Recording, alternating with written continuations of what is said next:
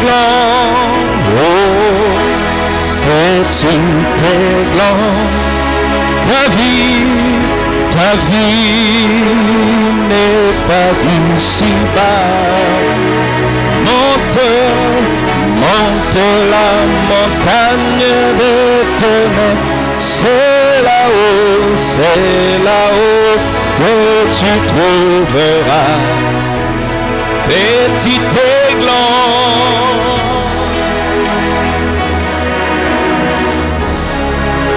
Ta vie n'est pas d'ici-bas. Monte la montagne de mais c'est là-haut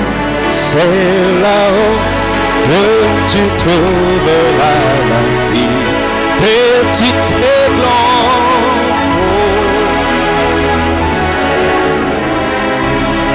Et ta vie n'est pas d'ici-bas. Monte la montagne de ton oh, c'est là-haut que tu trouveras la vie. Alléluia. Dieu, notre Père Céleste,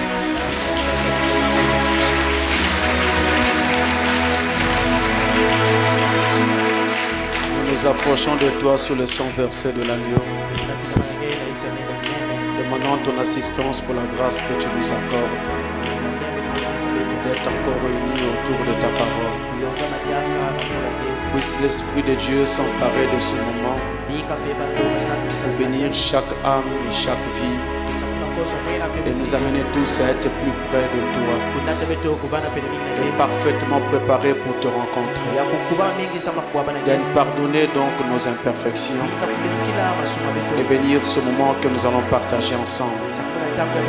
Que cette parole est bénie dans nos âmes et partout où ton peuple la suit au nom de Jésus-Christ. Amen. Amen.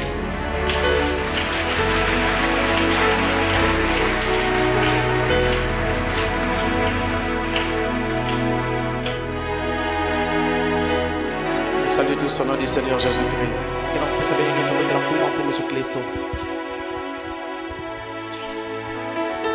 Et nous rendons grâce à notre Dieu qui nous accorde cette occasion d'être ensemble. Alors nous allons commencer par nous lever pour nous saluer les uns les autres.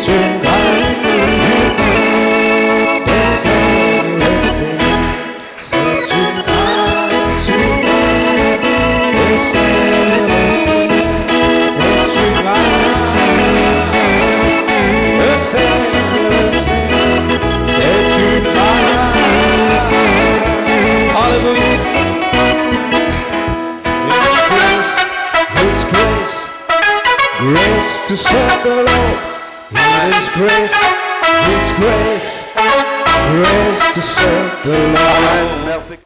Et nous ouvrons dans le livre de Jean, au chapitre 18. Jean chapitre 18. Nous allons lire du verset 1 jusqu'au verset 11. J'aurais bien voulu laisser frère Audrey prêcher aujourd'hui, parce que j'ai appris de bons témoignages que ça s'est passé très bien. Mais vous aviez tellement voulu me voir Alors j'étais obligé de venir me montrer. Avant de disparaître encore.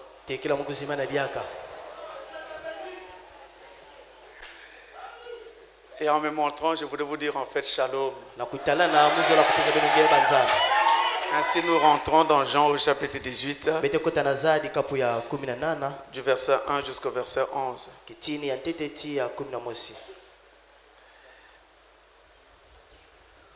Nous lisons au nom du Seigneur Jésus. Lorsqu'il eut dit ces choses, Jésus alla avec ses disciples de l'autre côté du torrent de Cédron, où se trouvait un jardin dans lequel il entra, lui et ses disciples. Judas, qui le livrait, connaissait ce lieu, parce que Jésus et ses disciples s'y s'étaient souvent réunis. Judas donc, ayant pris la cohorte et des huissiers, en qu'envoyèrent les principaux sacrificateurs et les pharisiens, vint là avec des lanternes et des flambeaux et des armes. Amen. Vous pouvez vous asseoir et nous poursuivons la lecture.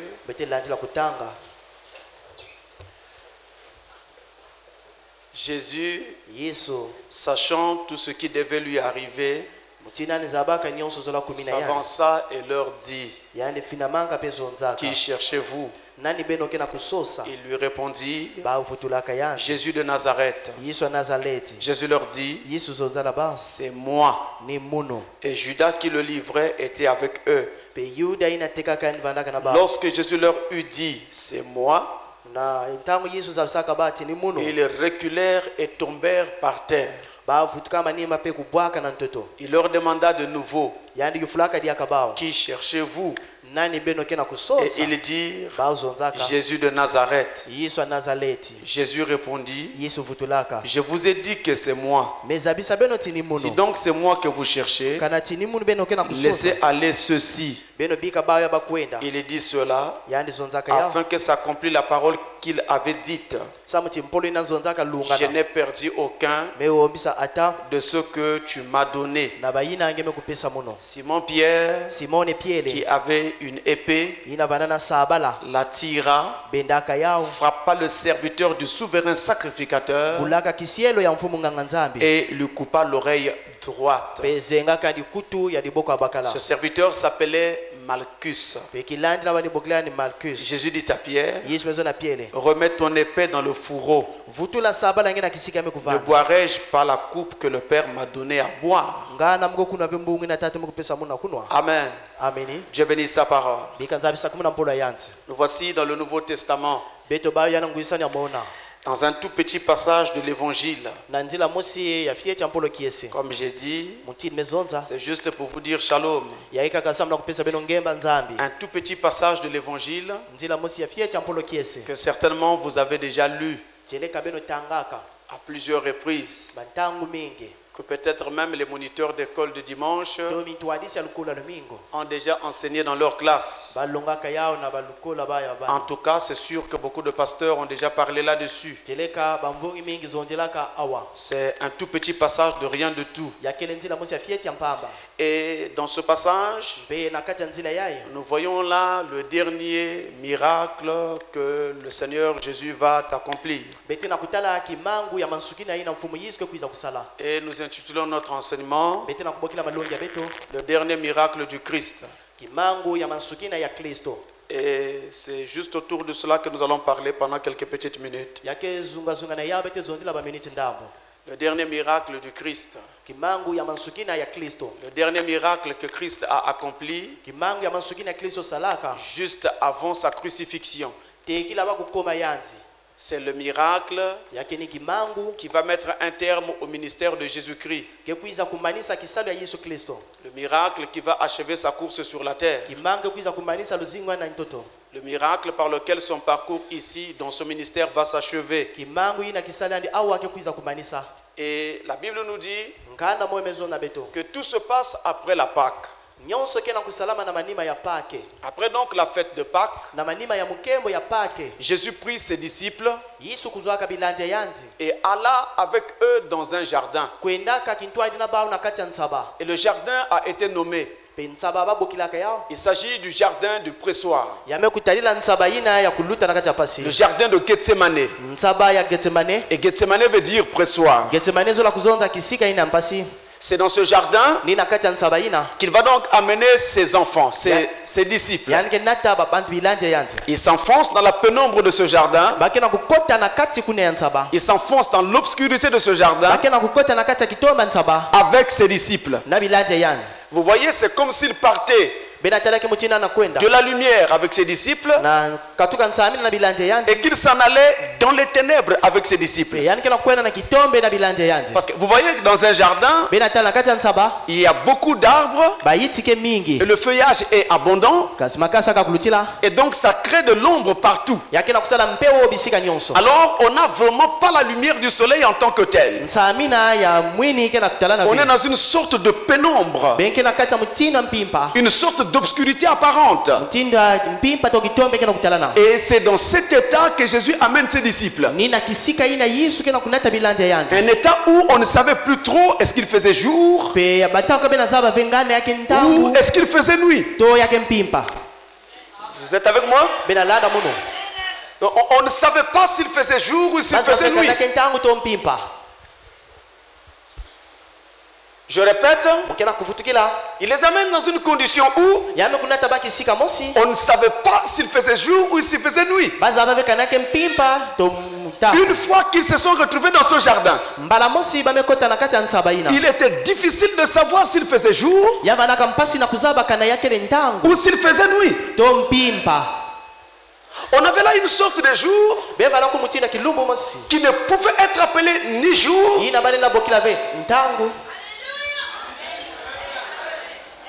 Vous êtes arrivé? Ni jour, ni nuit.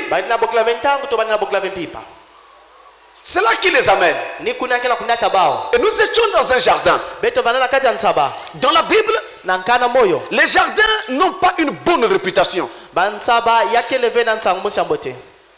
la Bible, quand on parle de jardin, ça évoque tout de suite quelque part quelque chose de négatif. Rappelez-vous du jardin d'Éden. C'est là que l'homme connut la chute. Et quand Lot s'est retrouvé à Sodome et Gomorre, la Bible dit de Sodome et Gomorre jusqu'à Tchoar, c'était comme un jardin de l'Éternel. Mais c'est là que Lot et sa famille chutèrent.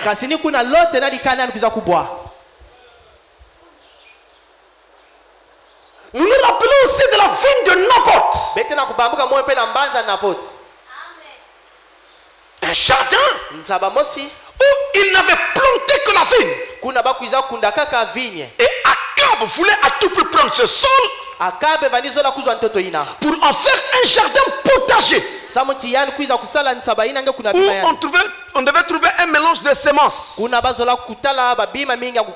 Et là, c'est là que Naboth fut tué. Les jardins n'évoquent pas de bonnes choses dans la Bible. Je pourrais continuer comme ça et vous en citer plein d'exemples. Les jardins de la Bible évoquent d'abord quelque chose de négatif quand on en parle tout de suite. Mais c'est là que Jésus amena ses disciples. Alors il y a forcément un événement semblable à tout ce que je viens d'évoquer qui est sur le point d'arriver dans ce jardin. Jésus entre avec ses disciples et il va faire quelque chose de très bizarre en entrant dans ce jardin où il ne faisait ni jour ni nuit, dans une sorte de pénombre. Et qu'est-ce qu'il fait? Il partage ses disciples en groupe. Il prend une première première partie, il laisse à l'entrée du jardin.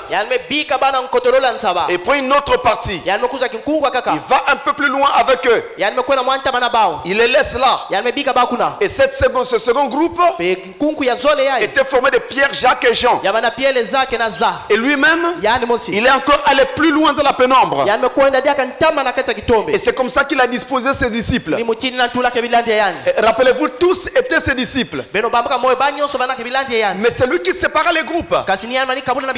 Il mit un groupe à l'entrée. Il mit un groupe vers le milieu. Et lui-même alla plus loin dans la pénombre. Je répète, tous étaient ses disciples. Mais tous ne devaient pas être plus près de lui.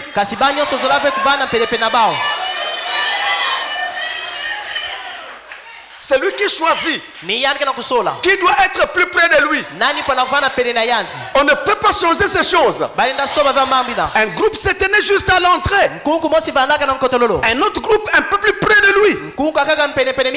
Mais ce n'est pas eux qui ont choisi ces différentes places. C'est Jésus qui donne à chacun sa place. C'est Jésus qui donne à chacun son rôle. Ainsi, dans cet appel de la foi, tous ne peuvent pas être plus près de Jésus. Et tous ne sont pas appelés à jouer le grand rôle. Vous pouvez vous réclamer de Jésus comme vous voulez. Mais vous ne pouvez pas tous jouer de grands rôles. Il y en a qui doivent rester à l'entrée du jardin. Et il y en a qui doivent aller un peu plus près de Jésus. Un peu plus profondément. Un peu plus loin. C'est le plan que Dieu a établi. Et d'ailleurs, si vous regardez le ciel la nuit, les étoiles ne brillent pas toutes de la même façon. Il y a des étoiles qui brillent plus fort que les autres. Mais celles qui brillent plus fort que les autres n'ont rien fait pour briller plus fort que les autres. C'est le choix du Créateur. Ainsi, le don que tu as reçu de Dieu, ce n'est pas toi qui as décidé qu'il soit grand, mais c'est la décision et le choix de Dieu. Si Dieu te donne des visions très spirituelles, ce n'est pas toi qui le veux, c'est Dieu qui l'a décidé comme cela. Si Frère Branham est devenu le messager de l'âge, ce n'était pas le choix de William Branham, c'est le choix et la prédestination de Dieu. Ainsi, on ne devient pas grand qui veut. Ne devient pas grand celui qui veut. Mais c'est Dieu qui choisit de faire de chacun ce qu'il doit être. Et là, dans ce jardin, pendant qu'ils y étaient, ils vont recevoir une visite, on va dire inattendue, pour les disciples, mais pas pour Jésus, parce qu'ils savaient ce qui devait se passer. Voilà, c'est Judas Iscariote qui arrive, parce qu'il connaissait ce lieu. Jésus s'y rendait souvent avec ses disciples. Il le savait, et il savait où est-ce qu'il fallait le trouver à cet instant-là. Ainsi, il conduisit ce groupe à cet endroit-là. Et Judas était accompagné d'un groupe d'hommes. Et dans ce groupe d'hommes, il y avait les gardes, les principaux sacrificateurs, des chefs de prêtres, leurs gardes de corps étaient dans ce groupe. Il y avait des pharisiens et ils étaient tous munis de lanternes. de lampes, de torches, et ils avaient des armes, qui est un bâton, qui est une pierre, et qui je ne sais quelle autre arme ils avaient. Et ils vinrent pour arrêter Jésus. Ils le savaient. Ils savaient que c'était pour son arrestation que ces gens viendraient et que ces gens s'étaient présentés. Ils le savaient. Et voilà, quand ces gens arrivent, il aurait pu changer de lieu s'il l'avait voulu. Puisqu'il savait qu'il viendrait. Il savait qu'ils étaient à sa recherche. Mais il n'a pas changé de lieu. Il est resté sur place. Il savait que les gens viendraient. Il a accepté de se laisser faire. Ainsi, mes amis, ce n'est pas en fait qu'on l'a cloué au bois parce qu'il n'avait pas la possibilité de s'échapper. Mais Jésus a été tué parce qu'il acceptait cette mort volontairement. Vous le savez. Mais quand ce groupe arrive, c'est ça qui m'intéresse ici. Quand ce groupe arrive, il voit Jésus, il voit ses disciples. Bizarrement, même Judas, qui le connaissait et avait toujours été avec lui, ne le reconnaissait plus au milieu de la foule. Ça, c'est paradoxal. Comment Judas ne reconnaissait plus Jésus? À Jésus de leur poser la question: qui cherchez-vous? Vous voyez que là encore, s'il avait voulu s'échapper, il aurait pu, parce qu'il n'était pas reconnu. Il accepta volontairement. C'était pour notre salut. S'il ne l'avait pas fait, on ne chanterait pas du salut maintenant. C'était volontaire, mes amis. Il a dit quelque part dans la parole: j'ai le pouvoir de donner ma vie et j'ai le pouvoir de la reprendre. Personne ne me l'enlève. C'est moi-même qui la donne volontairement. Ainsi, n'allez pas croire les gens qui disent que notre Dieu a été tué. Non, notre Dieu n'a pas été tué, mais notre Dieu a accepté de mourir pour payer le prix pour notre salut. C'est différent. Alors Jésus leur pose la question: qui cherchez-vous? Ils répondent: Jésus de Nazareth. C'est Jésus de Nazareth que nous cherchons. Et Jésus répond. Il rétorque: c'est moi. Et quand il dit c'est moi, tous les assaillants reculent, ils tombent.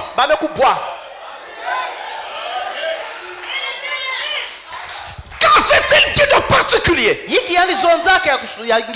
pour que les assaillants reculent et tombent? Faites attention quand vous lisez la Bible.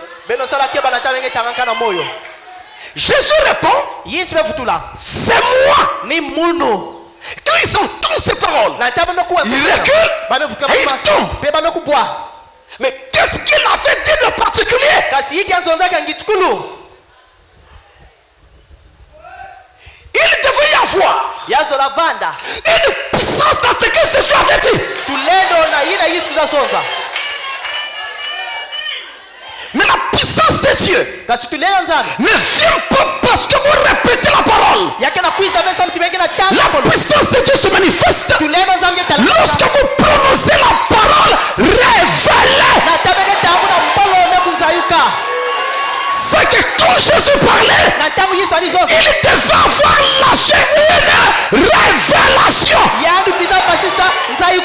Mais qu'avait-il dit?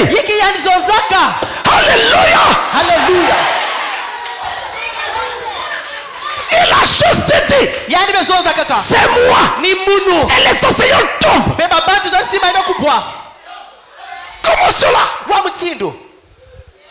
Écoutez très bien. Rejouons la note. Et on va la rejouer lentement. Lentement. Pour que chacun saisisse. Qui cherchez-vous? Jésus de Nazareth. Il rétorque, c'est moi. C'est moi.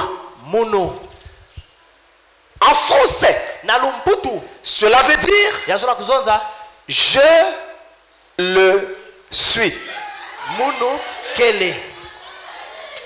En français, on dirait encore je suis.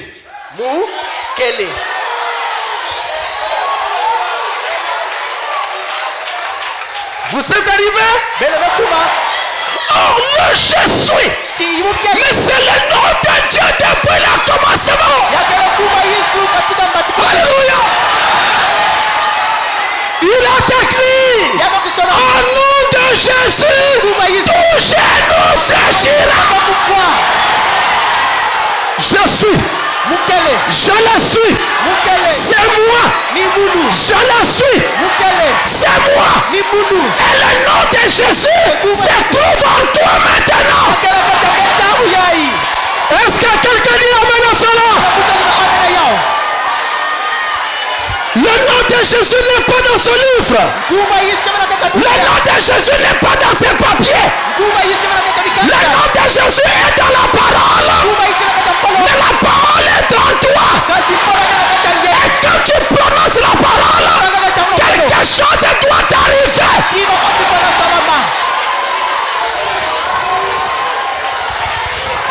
Le je suis. Le je suis habite maintenant en toi. Comment comprendre? Jésus est mort, ressuscité, il est reparti. Mais nous voyons les apôtres devant quelqu'un qui était paralytique. Ils lui disent, je n'ignore ni argent à te donner. Mais au nom de Jésus, lève-toi et marche. Où était le nom de Jésus? Dans les apôtres. Et le nom de Jésus est en toi maintenant. Celui qui dit amen à cela, la parole se fait chair en lui. Celui qui le croit maintenant, la parole se fait chair en lui. Que tu sois en ville, que tu sois au village, lorsque tu parleras, le diable reculera et tombera.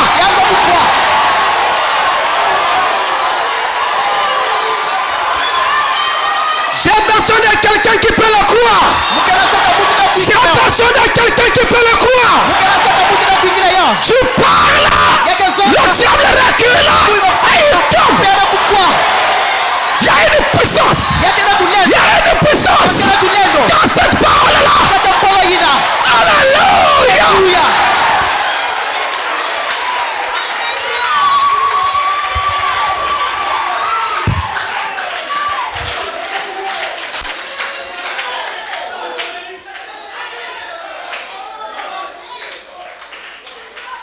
C'est moi. Vous voyez? C'est je suis. C'est le nom de Dieu. Et toute la puissance se trouve là. Toute la puissance se trouve là. Et vous savez, nous n'avons pas besoin d'un tissu avec des nœuds. On a mis des plumes, des os dedans. On doit amener partout. Tu rentres à la douche pour te laver, tu enlèves d'abord. Il y aura un jour où tu vas oublier. Et après le diable va te manipuler. Chez nous, on ne n'oublie pas. Nous n'apportons pas ça comme un tissu. Ça y est en nous. C'est le nom de Jésus. Si je rentre à la douche, il rentre avec moi.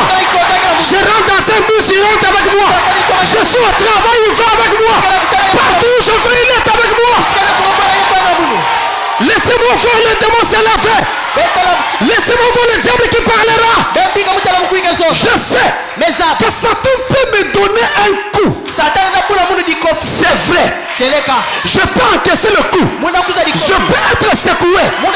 Mais avoir reçu un coup ne signifie pas que je suis vaincu.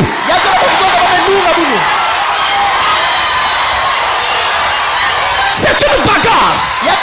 C'est un combat. J'ai reçu un coup, mais à la fin je gagne le combat. Parce que le Jésus qui habite à moi ne faillit jamais. Est-ce que la foi de l'épouse monte à présent? Est-ce que la foi de l'épouse monte à présent? Est-ce que la foi de l'épouse monte à présent? Je vous ramène à l'adoption. Je vous ramène à l'adoption. Vous êtes fils de Dieu. Vous êtes fille de Dieu. Je ne dis pas.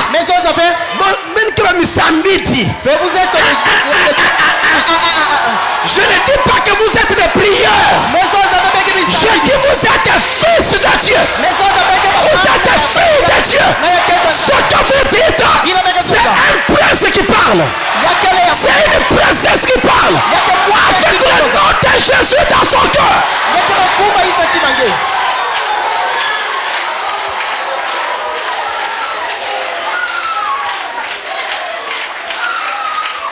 C'est moi. Je suis. C'est moi. Je suis. C'est moi. Je suis. C'est moi. Je suis. Parfois les enfants de Dieu ont peur. Même de leur propre Dieu. Une fois les apôtres étaient dans la barque. Et la barque était secouée. Il n'avait rien eu plutôt. Ils cherchaient du poisson, ils n'avaient rien. Vers le milieu de la nuit, ils ont vu quelqu'un marcher sur les eaux. Venant. Ils ont eu peur. C'est un fantôme. C'est un fantôme. C'est un fantôme. Jésus dit non. N'ayez pas peur. C'est moi. N'ayez pas peur. Je suis. N'ayez pas peur. C'est votre Dieu. N'ayez pas peur. Je suis. Et la Bible dit, c'était à la 4e veille. La 4e veille de la nuit. Il marchait sur l'eau. La 4e veille, il s'amène lance la Odyssée. C'est quoi un fantôme? Un fantôme, c'est un revenant. Il était mort. Il revient sous une autre forme. Non, je ne vais pas plus loin.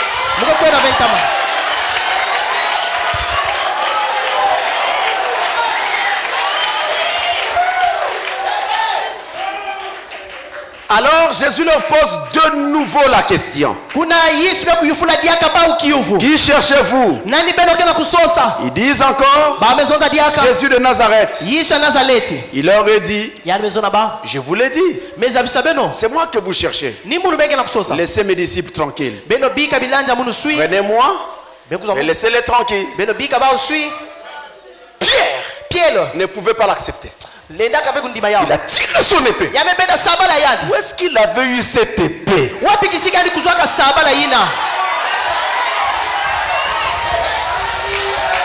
est-ce qu'il avait eu cette épée? Et comment a-t-il fait pour quitter là où ils étaient jusqu'au jardin avec Jésus, son épée au côté? Et Jésus ne voyait-il pas cette épée-là?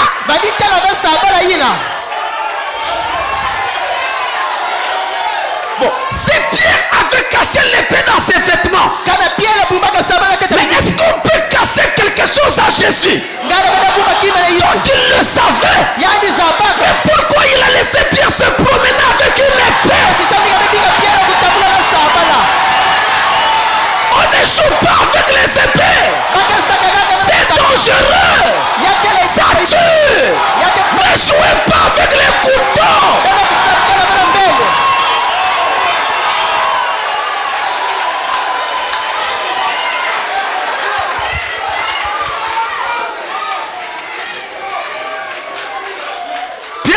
question. Il tire son épée. Il frappe directement. Ça va sur un des gardes des principaux sacrificateurs. Il visait la tête de cet homme. Il voulait lui sectionner la tête. Le gars est vite. Ça prend l'oreille. Ça sectionne l'oreille de cet homme.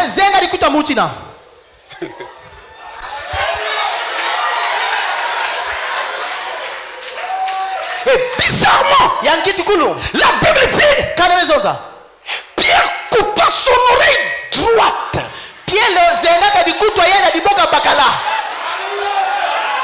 Droite. Dans tous les récits de la Bible où on en parle, il est question de l'oreille droite. Mais dites-nous seulement qu'on a coupé son oreille. Pourquoi vous nous parlez de l'oreille droite? Nous savons que Pierre a mal agi. C'est notre frère, il a mal agi. Nous comprenons, nous lui pardonnons. Mais pourquoi vous insistez droite? Vous cherchez un problème, hein?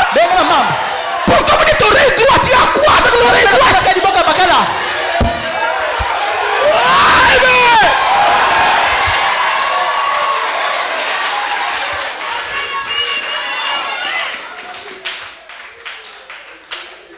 Et Jésus va dire à Pierre, Pierre, non. Ne fais pas ça. Arrête. Et qu'est-ce qu'il fait? Il prend l'oreille. Il vient remettre. L'oreille se remet à sa place. Sans cicatrice. Sans goutte de sang. Qui a donc celui-ci qui peut toucher une oreille et l'oreille se remettre à sa place? N'est-ce pas le Créateur lui-même?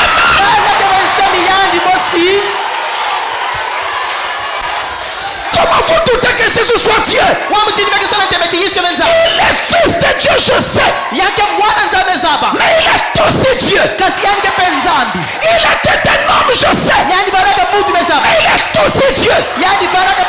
Quand Lazare est mort, il a pleuré comme un homme.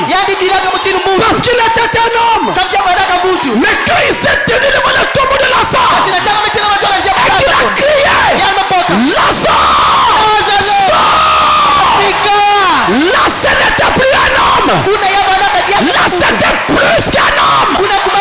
Là c'était Dieu lui-même.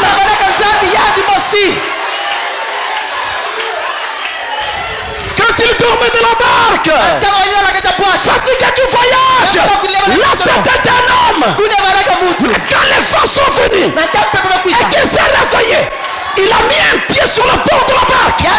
Il a regardé le vent avec colère. Et il a crié, tempête, paix. Là ce n'était plus un homme. Là c'était plus qu'un homme. C'était Dieu lui-même. Un Jésus dit, Jésus est Dieu.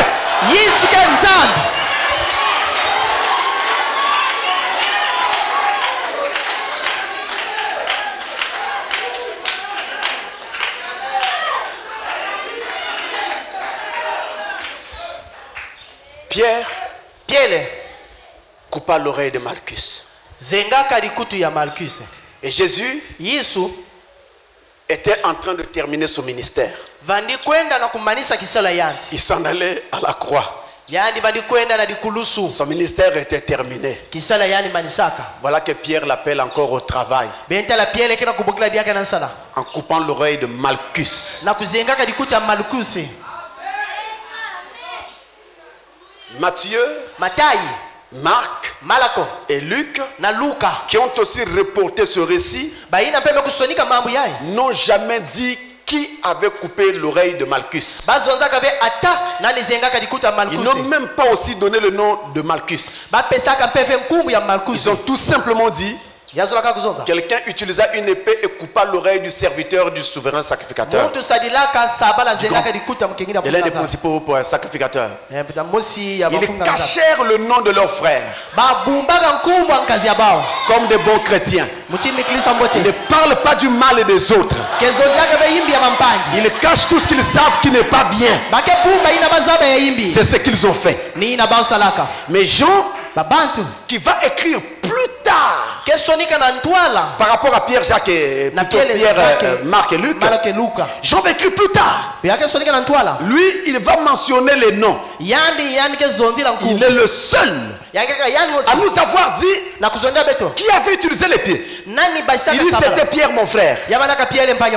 Il est le seul à avoir dit le nom du serviteur dont on avait coupé l'oreille. Malchus.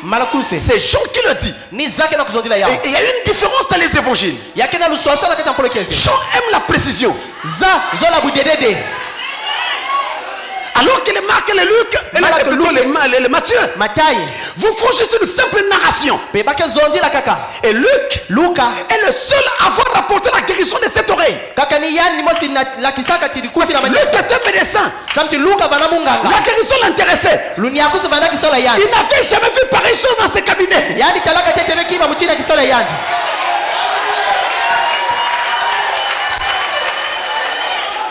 Alors il est obligé d'en parler. Le fils de l'homme Jésus toucha l'oreille de Malchus.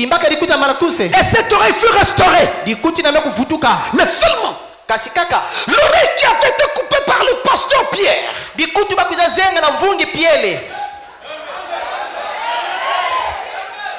La Bible dit que c'était l'oreille droite. Pas n'importe quelle oreille. Mais l'oreille droite qui avait été coupée par le pasteur Pierre. Et qu'est-ce que le pasteur Pierre avait utilisé pour couper cette oreille? Une épée que symbolise l'épée.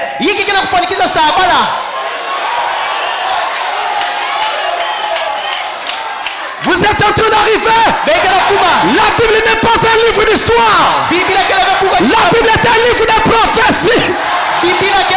L'épée symbolise la parole. Et quand le pasteur arrive, il fait quoi? Faut qu'il fumait, faut qu'il buvait, faut qu'il commette adultère, faut qu'il fête, faut qu'il fête. Il est en train de couper les oreilles de Malchus. Mais pourquoi l'oreille droite?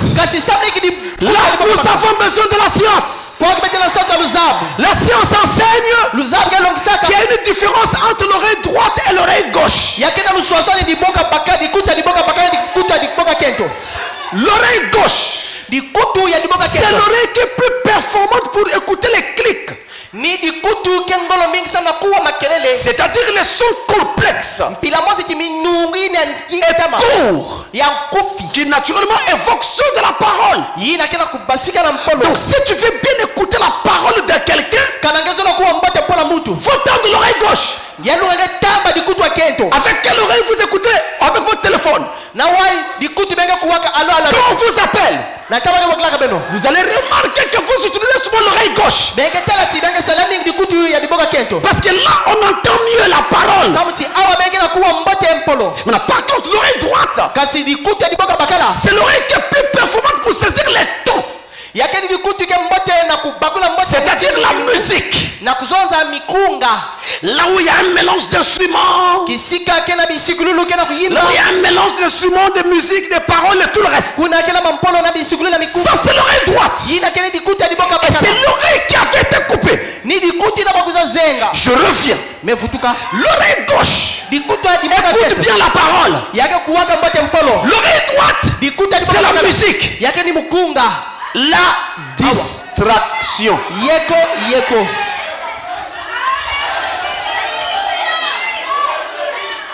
C'est pourquoi cette oreille devait être coupée. Il a coupé cette oreille droite. La distraction de l'église. Faut qu'il fumait, faut qu'il buvait, faut qu'il commande adultère. C'est la distraction. Cette oreille. C'est bien, pasteur. pasteur Pierre, c'est bien. Maintenant, tu as fini de couper. Tu as sanctifié l'église. C'est très bien. Maintenant, remets l'oreille.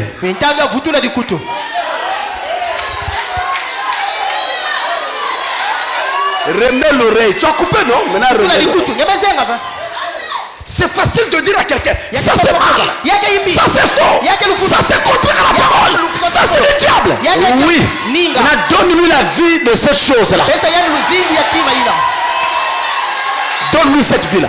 Le dire c'est facile, hein? C'est même rapide, mais donne-lui maintenant cette vie-là. Il n'y a qu'un seul qui est capable de le faire, qui pouvait le faire et qui le fit. Jésus de Nazareth. Et puis l'oreille. Il le replaça l'oreille. Nous n'avons pas deux sauveurs. Nous n'avons pas trois sauveurs. Il n'y a qu'un seul qui sauve. C'est le Seigneur Jésus-Christ. Un seul qui sauve. Mais il y a autre chose.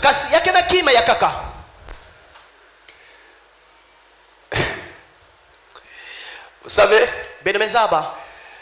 quand on dit qu'un homme est dans la confusion, cela peut être relatif à ce qu'il voit. Il ne comprend pas bien ce qu'il voit. Il confond les choses. On dit qu'il est dans la confusion. Cela peut être en rapport avec ce qu'il entend. Les choses sont mélangées. Il ne perçoit pas bien. Alors il ne le conçoit pas bien.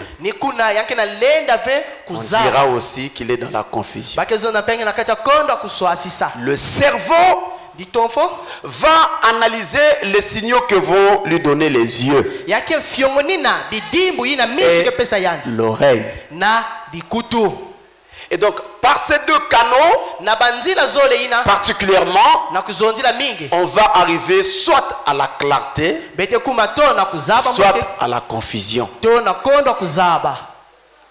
Et quand Malchus arrive dans le jardin, il est venu avec son oreille collée à sa tête. Après, il s'est vu voir son oreille sectionnée. Et finalement, l'oreille a été restaurée. Il est venu avec une certaine compréhension que Jésus était un brigand et qu'il fallait l'arrêter. Après, il voit un homme qui veut faire ce qu'aucun de ses sacrificateurs ne faisait. Ça change sa compréhension. Ça change son entendement. Je reviens. Quand il arrive au jardin, son oreille est collée à sa tête. Après, cette oreille est sectionnée. Et finalement, cette même oreille est restaurée. L'oreille symbolise l'entendement. Quand il arrive, il avait un premier entendement, une certaine compréhension de Jésus. Après avoir vu le miracle qu'il a vu lui-même, sa compréhension change. C'est l'oreille restaurée. Cette fois-ci, l'oreille qui est restaurée n'est plus comme l'oreille qui était là avant. L'oreille d'avant n'avait pas été touchée par Jésus. C'est l'oreille d'après que Jésus avait touché. Et là nous sommes en plein dans une prophétie. La Bible annonce Et notez que c'était à la fin de son ministère que Jésus le faisait. Donc un type de la fin des temps. Quand le programme se terminerait, c'est là qu'il accomplit ce miracle. En restaurant l'oreille, ça nous amène en pleine nation de prophétie. Touchant les temps de la fin, où il est annoncé que dans les derniers jours, dit Dieu, mon peuple ne sera plus jamais dans la confusion.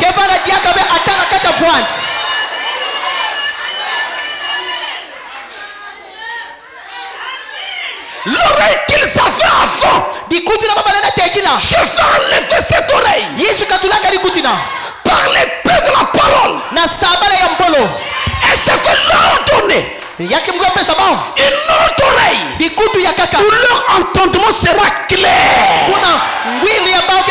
Plus de confusion. À l'heure où je vous parle, il n'est pas possible de prendre un enfant de Dieu qui a écouté son message et est né de nouveau et de le ramener dans une dénomination.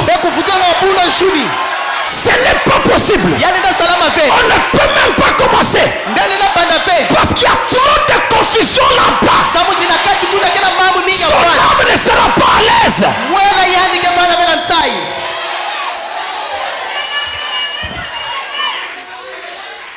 Son âme ne sera pas à l'aise. Dans ces derniers jours, il a été annoncé que le peuple de Dieu ne sera plus jamais dans la confusion. La parole entière sera révélée. Nous ferons les choses clairement. Et à partir de là, chaque chose que dit la parole sera claire pour nous. Plus personne ne peut venir te parler des femmes qui prêchent. Femmes pasteurs, ça n'existe pas. Des femmes diacres, ça n'existe pas. Des femmes trésorières, ça n'existe pas. Dans les églises du monde, oui. Dans la parole, non. Voilà pourquoi nous n'utilisons pas de soutane. Parce que la parole révélée dit la robe dont nous avons besoin, c'est le baptême du Saint-Esprit. Voilà pourquoi nous n'utilisons pas de bougies. Parce que la parole de Dieu dit la lumière dont nous avons besoin, c'est la parole de Dieu elle-même. Et rappelez-vous, dans ce jardin, on ne pouvait pas dire qu'il faisait jour. On ne peut pas dire non plus qu'il faisait nuit. Ils étaient dans une sorte de pénombre. Une sorte de jour qui n'était ni jour ni nuit. Ils étaient dans cette atmosphère-là. C'est quoi c'est? Ça se marie à cette prophétie. Et il est annoncé, ce sera un jour qui ne sera appelé ni jour ni nuit, mais vers le soir. Vous êtes arrivés vers le soir, la lumière apparaîtra. C'est ça le message du temps de la fin. Nous sommes dans un jour terrible où les choses ont été embrouillées et le message est venu tout restaurer. Maintenant nous savons où nous en sommes et où nous allons. Une dernière chose. Une dernière chose. Au moment où Jésus se fait arrêter, c'est là qu'il va accomplir ce dernier miracle qui consistait en la restauration de l'oreille de Malchus.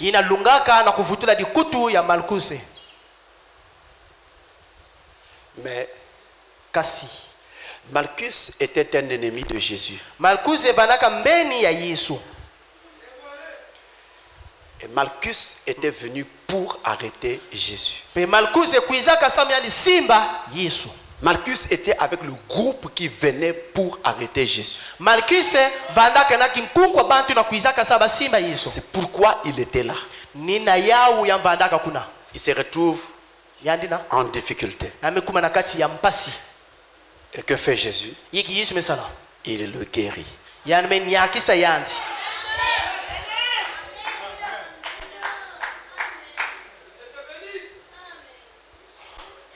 Là, il s'agissait de sa mort. La mort de Jésus. Et il savait bien que Malchus et son groupe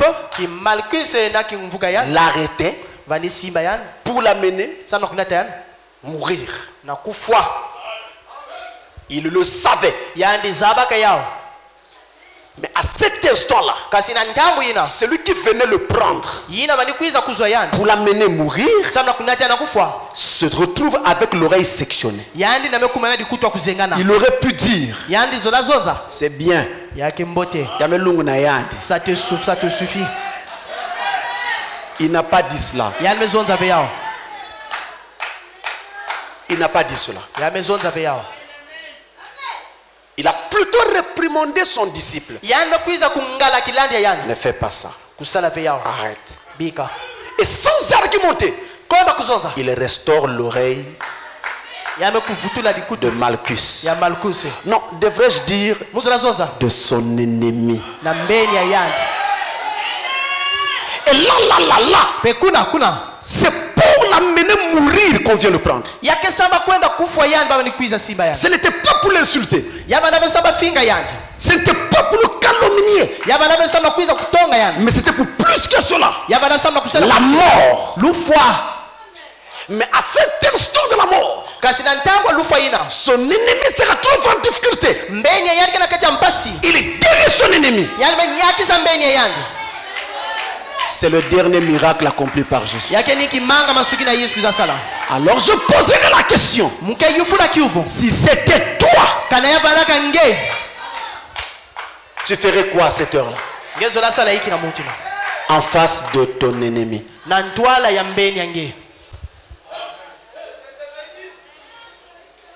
Et notez que nous sommes là arrivés à la fin du ministère du Christ. Son ministère est terminé. En d'autres termes, ce ministère a atteint son sommet. Nous avons quitté le bas de la pyramide. Nous sommes arrivés au sommet. Tout est terminé. Maintenant, il doit quitter la scène. C'est en ce moment-là qu'il accomplit ce miracle. Pas sur un croyant, mais sur un incrédule. Et de sur quoi son ennemi.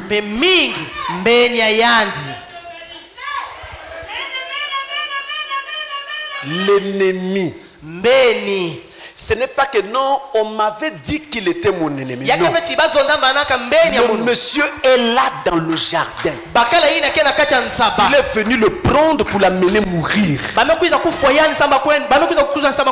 cette heure-là, il se retrouve en difficulté. Jésus le guérit. De quoi s'agit-il? L'amour. À la fin du ministère du Christ. À la fin de son parcours terrestre. Nous sommes au sommet de la pyramide. C'est la pierre de fête. Si vous n'aimez pas, vous ne serez jamais agréable à Dieu. Si vous aimez ceux qui vous aiment, en quoi vous êtes fille de Dieu? En quoi vous êtes fils de Dieu? Mais être capable d'aimer celui que tu sais qui ne t'aime pas et qui raconte tout et n'importe quoi sur toi, ça c'est la maturité. Ça c'est la fin du ministère du Christ. Le sommet de la pyramide. L'amour. Celui qui dit Pasteur, je sais. On doit aimer. Mais il y a des choses qu'on ne peut pas pardonner. Vous êtes encore au bas de la pyramide. Et frère Branham va dire ceci. Je termine dans la prédication l'âge de l'église de Smyrne. L'âge de l'église de Smyrne, il dit, c'est prêché le 6 décembre 60. Le paragraphe 56. Il dit, la seule chose qui importe. J'aime quand Frère Branham parle.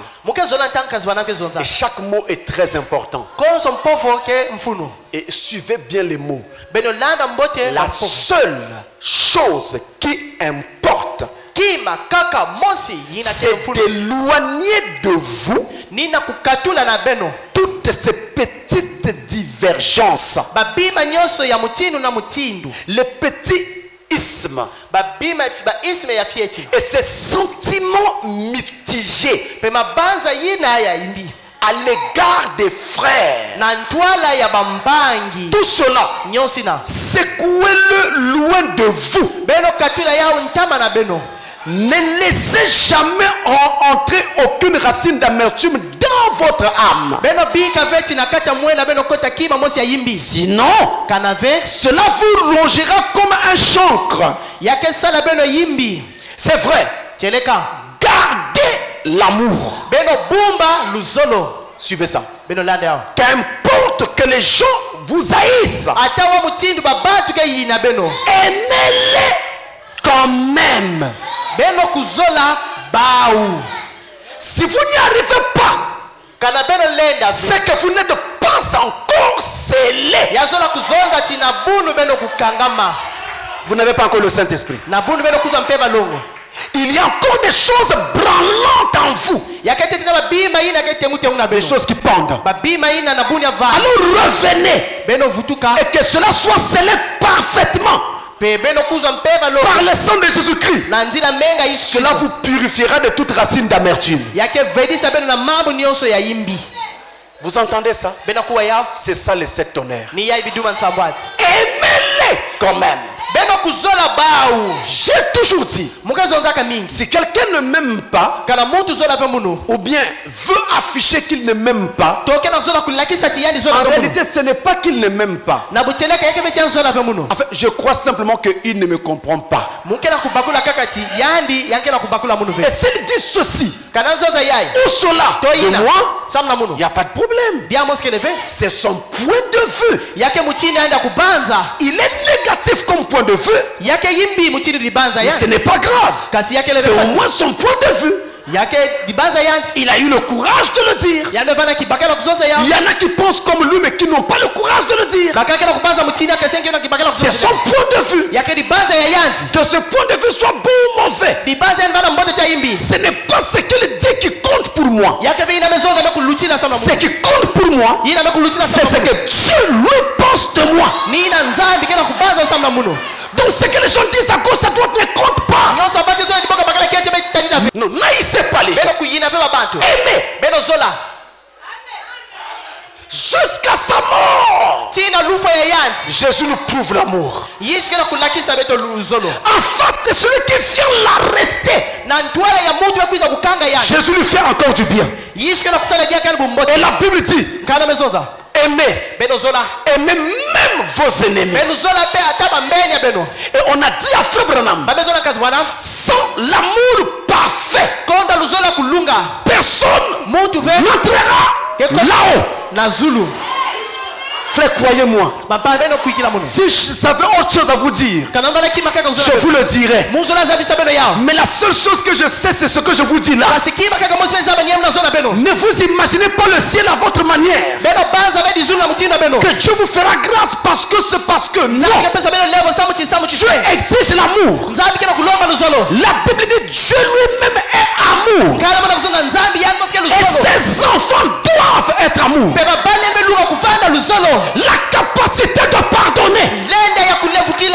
Même quand quelqu'un a pris ce qui était à toi, a cassé ce qui était à toi, t'a injurié, t'a fait du mal, oubliez. Oubliez. Ça n'a pas d'importance.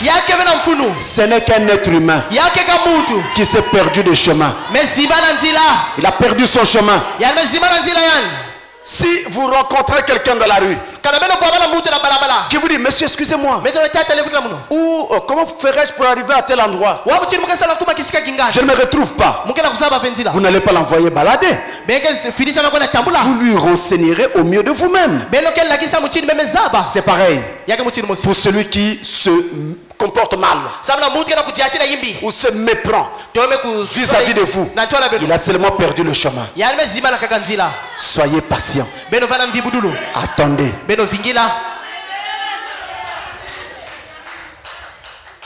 Faites-le. Je vous dis, vous serez tranquille. Et vous aurez la garantie de rentrer. Et Jésus nous montre cet acte dans la pénombre du jardin de Gethsemane. Parce que justement dans ce monde, tout est fait de façon que vous puissiez haïr les gens. Les hommes sont terribles. Maintenant, dans cette obscurité et dans ce chaos, vous devez maintenant arriver à ne pas céder à cette obscurité. Gardons l'amour. On a dit à Frère Branham, un tel a dit ceci et cela de vous. Frère Branham répond, je multiplie cela par 0. Et il a continué son chemin. C'est tout ce qu'il faut faire. Voilà le dernier miracle du Christ. L'amour exprimé sur son ennemi Malchus. Vous voyez, les miracles que vous attendez peut-être de très grands, mais je pense qu'il n'y a pas de plus grand miracle, dit Frère Branham, que la nouvelle naissance. Il n'y a pas de plus grand miracle que l'amour dans un cœur. Il n'y a pas de plus grand miracle que d'avoir la capacité de dire à sa soeur, de dire à son frère, j'ai fait ceci contre toi, pardonne-moi. C'est le plus grand miracle. Et voilà le véritable christianisme. On vous prendra peut-être pour un idiot parce qu'on vous donne des coups, mais vous ne rendez pas. C'est parce que vous savez que votre demeure n'est pas ici-bas. Vous cherchez une cité dont le constructeur et l'architecte sont Dieu.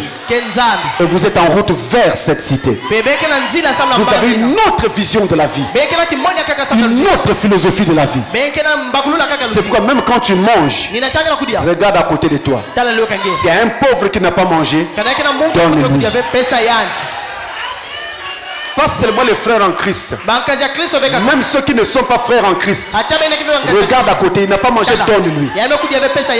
Frère, je vous le dis, le jour de la mort, personne n'amènera ce qu'il a. L'amour vis-à-vis même de ceux qui ne vous aiment pas. C'est le dernier miracle du Christ. Que le Seigneur vous bénisse.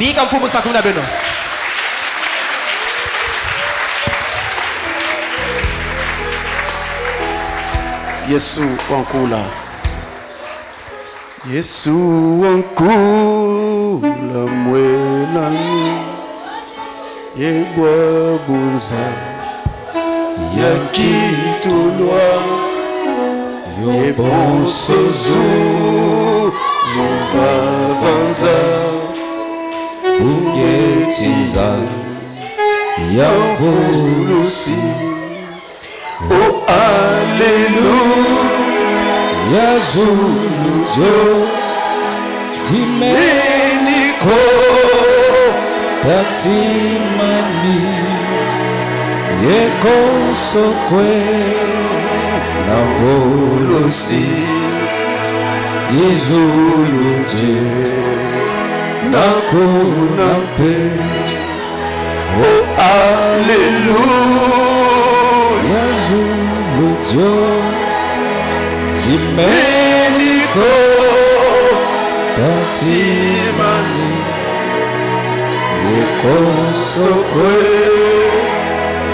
Volosi Dizuluje Nakunape Zayako Vosulujo Il n'y a pas si longtemps que j'étais ainsi possédé.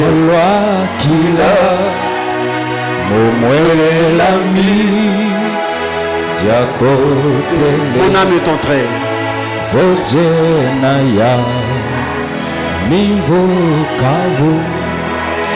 Oh Alléluia Yazuluzio Timeniko Tatimami Yekosokwe Navolusi Dizoluje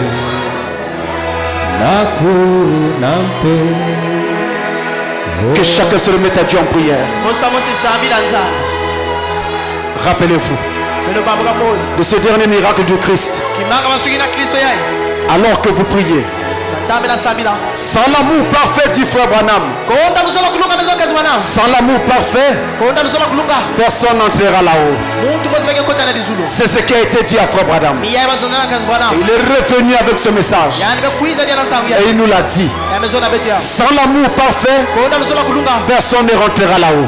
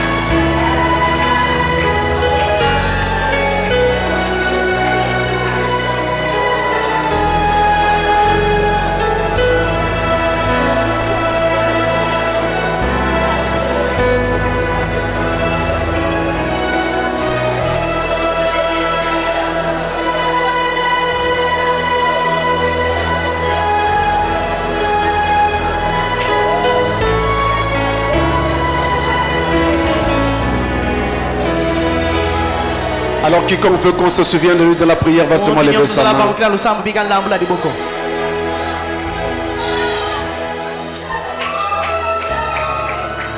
Dieu notre Père, merci d'avoir humilié nos âmes au travers par ta parole. Comme un pasteur, Seigneur, je pouvais couper l'oreille droite de tes enfants. Mais toi seul es capable de restaurer cette oreille coupée, de donner la vie là où ils ont été condamnés, Seigneur. Nous prions que par le Saint-Esprit, il se produise un puissant miracle dans la vie de chacun, Seigneur. Que personne ne quitte ces lieux avant d'avoir été réellement touché par le Seigneur. Regarde nos cœurs. Sonde-nous, Seigneur. Connais nos cœurs. Pardonne nos imperfections. Purifie-nous profondément, Seigneur. Et ici, tout cœur qui a besoin du Saint-Esprit, Père, je prie que tu le lui accordes au nom de Jésus-Christ. Et quel que soit le besoin qu'il y a dans chaque cœur, je présente ce besoin à toi pour que tes enfants sortent d'ici exaucés, bénis, qu'ils voient Dieu agir dans leur vie et donner la solution là où il y avait un problème. Bénis puissamment chaque vie. Bénis de même chaque vie qui nous suit ici et à l'étranger. Que chaque âme soit bénie par toi, Seigneur. Et que maintenant, nous puissions monter un peu plus haut. Alors que nous attendons ta venue. Au nom de Jésus-Christ, le Fils de Dieu, nous avons prié. Amen. Amen.